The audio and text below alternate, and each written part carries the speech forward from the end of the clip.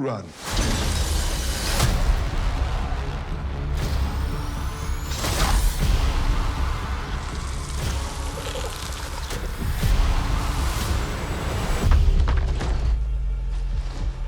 Are you alright?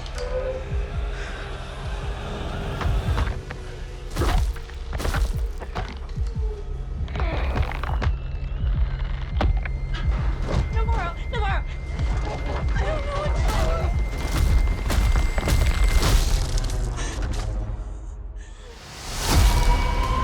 Why do you think fans should experience Alien Romulus in IMAX? I mean, obviously, nothing looks as great as IMAX or sound as great as IMAX. But specifically, we made with Gal Olivares with the DP, we made sure that the IMAX version is just a bigger aspect ratio, it's a taller aspect ratio. So it is almost a full screen, top to bottom. So why do you guys think that fans should experience Alien Romulus in IMAX?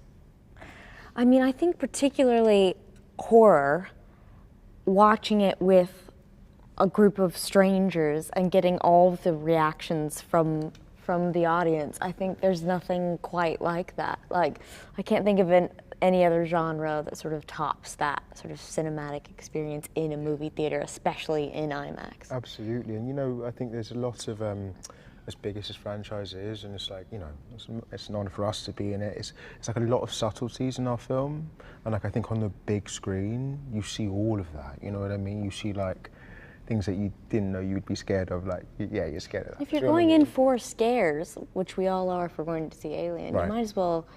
Yeah, go all out, right? Go all out. Don't go hard. And you want to feel like, you know, the vibrations from the sound, you know, the rumble, Sound design. of Sound design the is spacecraft and Breaking yeah. the rib scene is going to sound Oh my really gosh, intense in it's- IMAX. Can you talk a little bit about what it was like getting to work with the team, the WETA team, and how you brought the visual effects to life?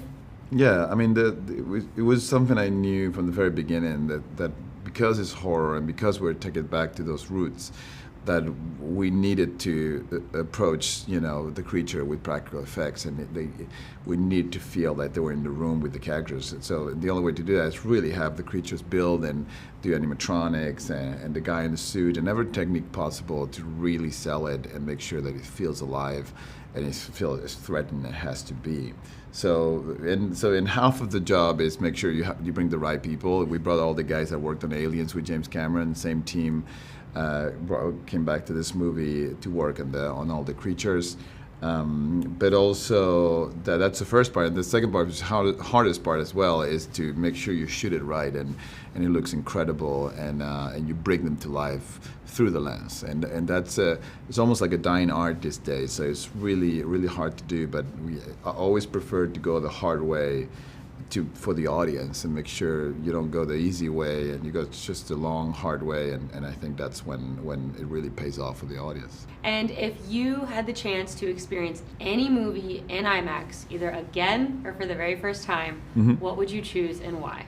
I would love to see the original Alien in IMAX, you know, if that was possible, to scan it and do a remaster for IMAX. That would be something to watch. If you could experience any movie in IMAX, either again or for the very first time, what would you choose and why? It's a tough one. Oh God. Logan's Room, I think. Yeah, Logan's Room for me. I think me and my brother went to go and see Dune. We went to see both the first and the second one together, and that in IMAX is... See what? Dune. Dune. Dune, sorry. June. We say June. Yes, June. we're British, yeah. Went to go and see June in it. June. The sound and the score and stuff, that in IMAX was... And on film too. incredible, You yeah. see it on film? Yeah, Do you know what I'd see? I'd see Mad Max. Fury Yeah, Road. great one. Yeah, that's a good one. I've yeah. never seen it in theaters. I would love that. You know? I agree. Avatar, yeah. Yeah. 2001 Space Odyssey, Oh. that was on IMAX. I mean, that so would be good. the ultimate. A lot of directors say that one actually. Yeah, well, You got the mind of a director, I guess. What did you say? I just agreed with David, but also, yeah, just David. I would like to see David. David. Any opportunity to see David on IMAX. Just David on IMAX being like, hello, Well, how are you? this August you're going to get your wish. You have to go Will and see come that. true. All in. Run. I also think that Baz Luhrmann's Romeo and Juliet That would be good. That would be shot good. so beautifully and looks beautiful, and I think I think every film should be seen on the biggest screen you can watch it on. So yeah, I think that as well. And Interstellar, I'd love to see it. We're just going No, we keep love it. IMAX. What would you watch on IMAX if you could watch? Apart from Alien Romulus, of course. I actually also would love to see Mad Max. I watched Furiosa because I was working Right. for IMAX, but Mad Max would be awesome, really cool. right? Very Yeah. classic. How did you go about honoring the original Alien films, but then also bringing your own vision to Alien Romulus? Well, it's a 2-hour movie. There's plenty of time for everything. So there's enough running time to make sure you hit all the notes and all the things that you love about the original films, and bring back some, remix others, and show it through a different lens. And then there's plenty of time to new creations and new things that we really been.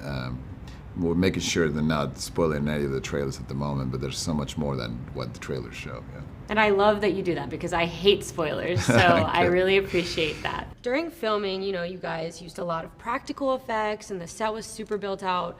Was there ever a time where you were actually a little afraid when you were filming? Like you scared yourself a little? Or you were scared on set? Yeah. Scared yourself as well. When milk started. No, of course. Pretty bad acting. Oh, that's terrifying. Yeah, I hope that- that doesn't get immortalized. That's the scariest part. Yeah, the first couple of takes you scare yourself, going, I'm not sure if I'm getting this one right. But then I definitely scared myself when I detached my retina fighting a face hugger. I didn't need to do that, so that scared me. But Such a good story. yeah, well, it's- What about he can trump you though. He's got the dislocated shoulder. I did this. you did just look at your shoulder. On set? Yeah. Show me your retina. It was like a half dislocate, I think. It was something happened in my shoulder. Something happened in my shoulder. Yeah. I wasn't Something there, so I happened don't in my believe shoulder it. for sure. So Spike did his own stunt. But I Spike thought does I'd broken my his shoulder. own So stunt. that One was take. yeah. Very dedicated actor. Given the use of practical effects and, you know, building out the sets entirely, did you ever actually get a little scared when filming? You do, particularly at night once you wrap, and it's a wrap. And you know, usually crews, you know, they work so hard that as soon as you wrap, they're gone. so they, and usually I stay behind prepping the next day. So there was many moments where just everybody leaves and you stay there on your own with the script, reading at the pages of what's going to happen the next day.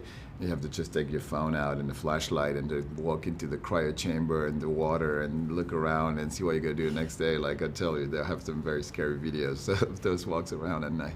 I can't even imagine.